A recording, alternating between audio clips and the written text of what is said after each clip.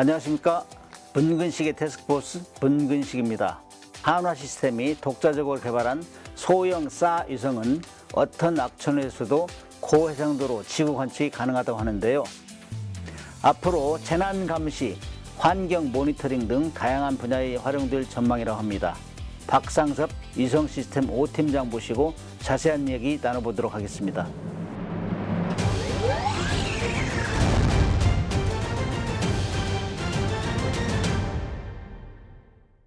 반갑습니다.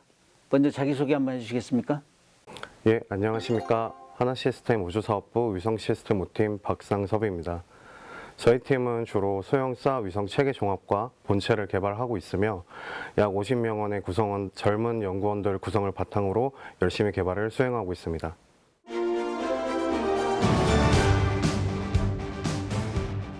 자, 사 위성이라고 하셨는데 사 위성이 뭔지 모르는 사람 참 많아요. 네. 영어를 풀어서 설명해도 잘 모르고 먼저 사 위성이 뭔지 그 설명 좀 해주세요. 우선 사 위성은 한국어로 합성 개구 레이더 또는 영상 레이더라고 부르기도 하는데 통상 이제 레이더 전파를 지구로 송신을 하고 그 반사되어 오는 전파를 수신하여서 그 획득한 데이터를 지상국으로 보내고 그 지상국에서 영상 처리를 통해 영상뿐만 아니라 다양한 부가가치 정보를 획득할 수 있는 위성이라고 보시면 될 것 같습니다.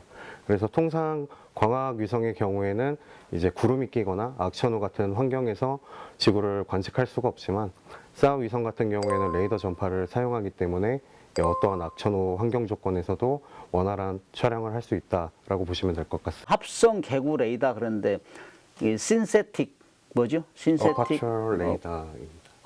에퍼처 예. 레이더. 예. 근데 이게 합성 개구 레이더라고 하는데 한화 시스템의 소형 위성 개발에 나선 이유가 뭐죠? 이제 사 위성 분야가 이제 전 세계적으로 좀 우주 강국들의 기술 패권을 유지하기 위해서 기술 오픈을 잘 안 해주고 있습니다. 이제 이러한 상황에서 이제 국내 개발 기술력을 입증하고 국산화 개발을 성공적으로 수행하기 위해서 하나 시스템이 사 위성 개발에 참여하게 되었습니다. 최근에 참여한 거죠. 예, 맞습니다. 하나는 하면 한다. 항상 그런 얘기를 하잖아요. 그래서 기술 경쟁력이 세계에서 어느 정도인지, 경쟁력 어느 정도인지 이런 거 한번 설명 좀 해주세요. 우선 앞서 말씀드린 것과 같이 사라는 게 이제 레이더 전파를 기반으로 운영이 되다 보니까 하나 시스템이 레이더 쪽에 강점이 많은 회사입니다. 그래서 수십 년간 축적해온 기술을 바탕으로 이제 23년 12월에 이제 무게 100kg급, 해상도 1m급 소형 사 위성을 우주에 발사하여 현재 운용 중에 있는 상황이고요. 현재 1m급 해상도를 가지고 운용 중인 사 위성은 전 세계적으로도 많은 업체는 없습니다. 앞으로도 10개 이하라고 볼 수 있을 것 같고요. 당연히 국내에서는 최초 성공한 위성이라고 보시면 될 것 같습니다. 지난 10월 달에 카덱스 저도 갔다 왔는데 그때 뭐 위성, 사 위성 3개 종류를 전시했다는데 네. 간단히 거기에 대해서 설명 좀 해주시겠어요? 우선 전시했던 사 위성은 해상도 1m급, 0.5m급, 0.25m급 위성을 전시했고요. 이제 0.25m급의 경우에는 현재 저희가 지금 개발 중인 모델로 국내에서 최초로 지금 전시를 한 상황이고 이 0.25m급 해상도를 보유한 소형사 위성은 전 세계적인 기술 수준이라고 보시면 될 것 같습니다.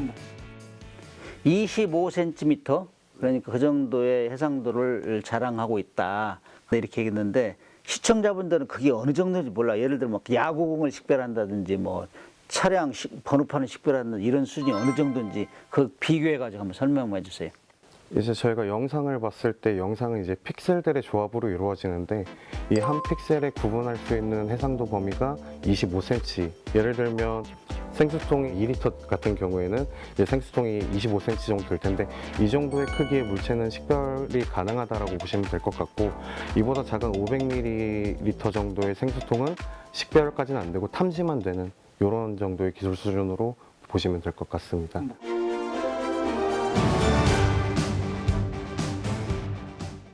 소형 사 위성이 지구 관측 위성으로 알려져 있잖아요. 근데 그 이외에도 뭐 여러 가지 뭐 할 수 있는 일이 많다고 하던데 뭐 있습니까? 먼저 이제 후방사의 이제 후방산란 특성을 이용한 이제 농업 분야에서 작황 현황이나 작물의 특성 분석 이런 분야도 좀 가능하고요. 선박 탐지를 통해서 이제 해안선 감시 그리고 불법 조선업을 하는 감시 이런 것도 가능하고 이제 디지털 엘리베이션 모델과 같은 지형 측량 모델 구축도 가능합니다. 그 외에 이제 지진과 같은 재난재해 감시 등 여러 분야에서 관측뿐만 아니라 다양한 분야에서 쓰일 수가 있기 때문에 이제 단순히 쌓아 위성보다도 이제 영상 서비스를 결합했을 때 요 다양한 부가가치 창출물이 많이 생길 수 있다고 생각합니다. 그러니까 이제 인간 영역에도 굉장히 이게 이제 영향을 줄 수 있다. 뭐 그런 말씀인데 특히 이제 북한이 최근에 들어서 2번의 위성을 쏘고 그러면서 우리하고 경쟁 구도로 지금 가고 있는데 이 SAR 기술이 이 우리 안보 군사 작전에는 어떤 방식으로 쓰일 수 있는지? 최근 저희가 소형 SAR 위성 이외에도 그 2018년도부터 국방과학연구소 주관하에 개발 중인 군 정찰위성 사업이 있습니다. 하나 시스템은 여기서 이제 SAR 센서 시스템과 SAR 데이터 시스템을 개발 중에 있는데요. SAR 센서 시스템은 저희 아까 말씀드렸던 레이더 전파를 송신하고 수신하는 이런 역할을 하고 SAR 데이터 시스템은 수신한 레이더 전파를 가공해서 지상으로 전달하는 역할을 한다고 보시면 될 것 같습니다. 최근에 이제 이 군 정찰위성 한 기가 이제 운용 중에 있으며 총 4기의 이제 위성이 전력화가 될 경우에 한반도와 이 주변 감시에 대한 어떤 실시간 감시가 가능하기 때문에 저희가 어떤 위협 징후에 대한 실시간 탐지와 이제 선제 타격을 위한 이제 킬체인의 눈으로 볼 수가 있으며 이는 국가 안보나 보안 관련해 가지고 어떤 시너지를 낼 수 있다라고. 군에서 매우 좋아하겠어요. 그죠? 군에서도. 사실 우리가 이제 미군하고 연합작전 할 때 우리가 감시, 정찰 능력이 좀 떨어졌잖아요. 그래가지고 우리 항상 미군이 떠나면 우리 막 찾아 쏠 수도 없어 이랬는데 이게 이제 본격적으로 개발되면은 이제 미군의 힘을 별로 빌리지 않고 우리가 북한을 상세히 쳐다보고 있다가 경거망동하지 않게 할 수 있는 그런 아주 결정적인 장비가 될 것 같아요. 네. 한화는 뭐 K9 자주포를 비롯해가지고 여러 가지 방산 수출을 많이 하고 있는데 이것도 아마 개발하면 방위산업 수출에서 혁혁공을 세울 것이다. 기대하는 사람이 많아요. 어떻게 생각하십니까? 이제 소형 SAR 위성 자체가 국내에서 이제 수출에 성공한 적은 아직 없고 이제 요즘 최근 트렌드가 이제 군지 위성을 구축해서 어떤 관심 지역에 대한 실시간으로 관측을 하고 탐지를 하는 게 주 목적이기 때문에 어떤 정부나 국가에서 이 소형 SAR 위성을 소유로 할 때는 한 대를 소유로 하진 않습니다. 보통 몇십 대를 소유로 하기 때문에 이 수출 관련해서 한번 타진이 된다면 엄청난 파급력과 효과가 있을 것으로 생각이 됩니다. 이제 이 시장도 가히 작은 시장은 아니다. 특히 유성 같은 경우는 아주 인프라가 잘 구축이 돼야 할 수 있는데 이것도 큰 시장을 개척할 것이다. 전망이 그러네요. 네.